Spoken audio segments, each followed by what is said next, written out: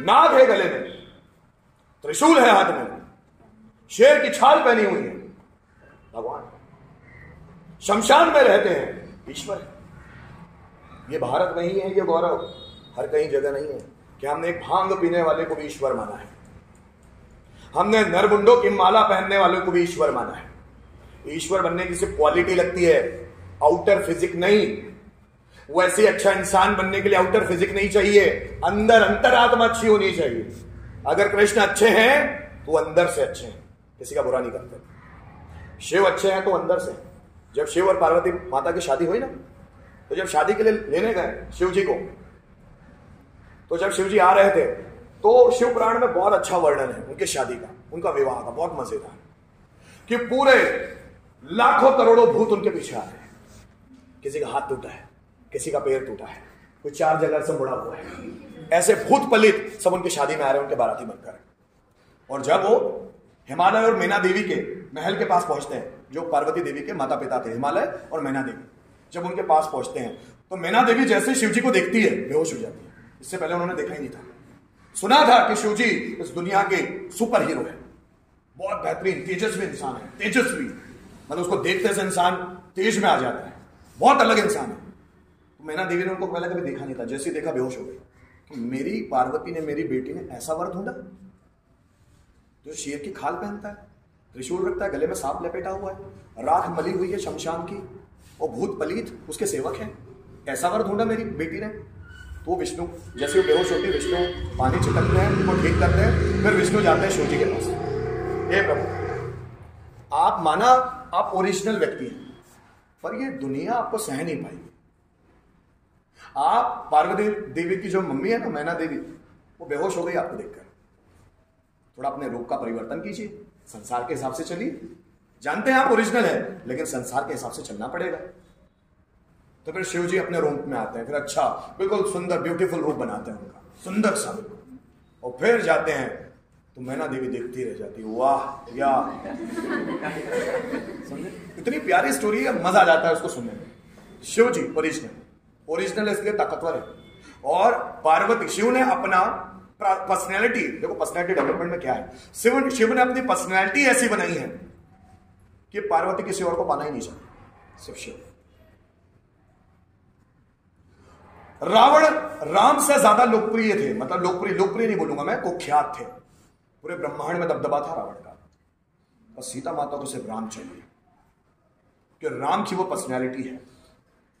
रावण ने बहुत बार ऑफर किया सीता माता को कि उस राम में है क्या, वनवासी है, कुछ तो है नहीं उसके पास, मैं त्रिकाल विजेता हूं, ऑफर करते हैं जाते हैं। राम की पर्सनैलिटी में इतना दम है कि सीता माता छोड़ ही नहीं पाती। कृष्ण की पर्सनैलिटी में इतना दम है, कोई उनसे दूर ही नहीं जा पाता। लोगों को डर होता है मुझे कोई छोड़कर चला जाए। छोड़कर आपको तब जाएगा जब आपकी पर्सनैलिटी में दम नहीं होता। अपनी पर्सनैलिटी को इतना ताकतवर बनाइए कि आपको छोड़ने वाला पछताए। दमदार पर्सनैलिटी होनी चाहिए इंसान की, और वो पर्सनैलिटी में दम तब आता है जब व्यक्ति अपने आप में काम करता है। जो ईमानदारी से अपने कामों में लगा हुआ है वो कभी हारता ही नहीं। उसके साथ जो आ जाए वो खुश हो जाएगा, उसको छोड़ के जो जाएगा वो दुखी हो जाएगा। पर्सनैलिटी में इतना दम कि कोई छोड़ना ही नहीं चाहता।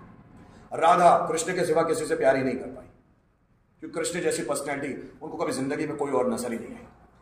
मीरा ने कृष्ण के अलावा किसी को पति माना ही नहीं, कि कृष्ण वो दमदार, कि मेरे लिए तो एक ही पुरुष है, वो है कृष्ण।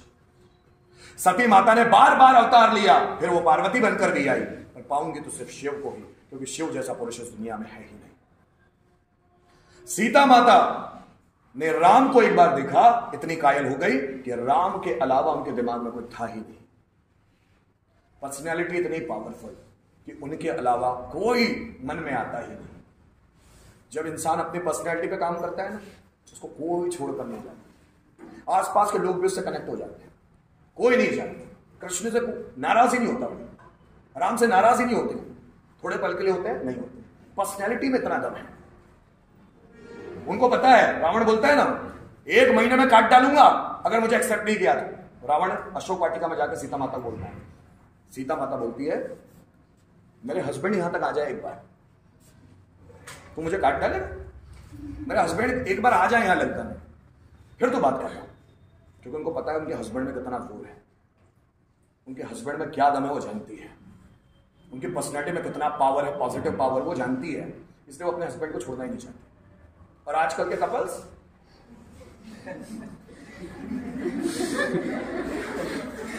शादियां धड़ल्ले से टूटती है, तूने मेरे हिसाब से क्यों नहीं किया, मैं ऐसा चाहती थी। अब राम चाहते भी नहीं, फिर भी सीता माता वनवास जाना चाहती। प्रभु आपके पीछे, बस आपके पीछे। समर्पित पत्नी, जैसे चाणक्य बोलते हैं, उस व्यक्ति को स्वर्ग मिल गया जिसने 4 चीजें पाली: स्वस्थ काया, हाथ में माया, आज्ञाकारी पत्नी, आज्ञाकारी बच्चे। उस व्यक्ति को यही स्वर्ग है। स्वस्थ काया, जिसकी बॉडी, जिसका फिजिक्स मजबूत है। हाथ में माया, पैसा है उसके पास।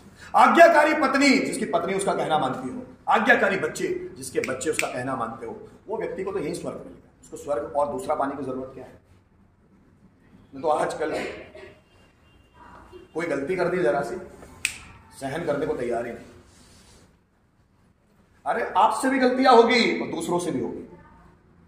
जो गलतियों का सहन नहीं कर सकता वो अपनी पर्सनैलिटी को मजबूत बना नहीं सकता। सबसे, मुझसे भी होगी। और जैसी गलती हो माफी मांगो, या गलती हो माफी, सॉरी, जैसी गलती हुई माफी। इंसान छोटा नहीं होता, बड़ा बनता है। पर्सनैलिटी डेवलपमेंट कोई आपको सिखाएगा नहीं। ये मेरी बातें सुन लो, काम आ जाएगी। सब पर्सनैलिटी डेवलपमेंट इसी में छुपा हुआ है। सब पर्सनैलिटी डेवलपमेंट। आप ये सोच रहे हो कि कोई किताब होती होगी पर्सनैलिटी डेवलपमेंट की? कुछ भी नहीं होता। कोई थॉट तो वो थॉट्स है, कहानियां होगी उसमें, और कहानियां भी ऐसी होगी। जब व्यक्ति अपने ईगो को सरेंडर करता है अपने लोगों के लिए, उसकी पर्सनैलिटी में 4 चांद लग जाए। ठीक है बेटा, हमसे गलती है, कोई बात नहीं, फिर भी हम साथ हैं। घर वालों से गलतियां होगी, ठीक है, दोस्तों से गलतियां होगी, कपल से गलतियां होगी, हस्बैंड वाइफ से गलतियां होगी, फिर भी सहने के लिए तैयार हो, तो आपको कोई छोड़ के नहीं जाएगा। आप मजबूत बनेंगे बाय पर्सनैलिटी।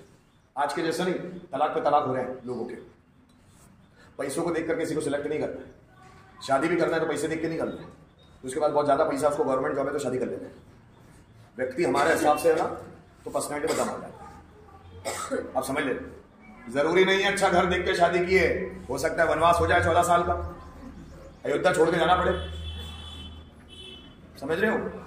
द्रौपदी ने क्वालिटी देखी ब्राह्मण की। जब द्रौपदी का स्वयंवर हो रहा था, हर एक हार गया। अर्जुन आए ब्राह्मण के रूप में, अर्जुन ने स्वयंवर को जीता।